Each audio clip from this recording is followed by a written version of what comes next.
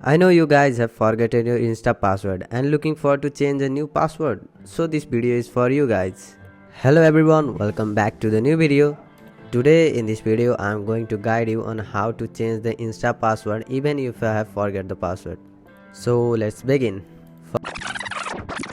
First of all, open the app and tap on profile icon and tap on the three vertical lines at the top right corner. Then here you can see a lot of options like saved.cb or activity, insights, account centers, but you have to click on account center. And here you will see also several options, but tap on password and security option. Now here on the top you can see the change password option, so tap on it.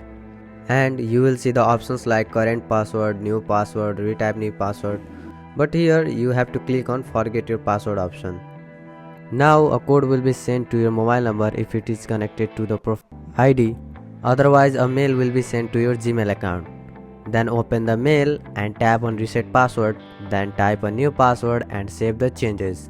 Through this way you can easily change your password in your Insta ID. So if this video helped you, then hit the like button and subscribe for more videos like this. Bye bye, see you all in the next video.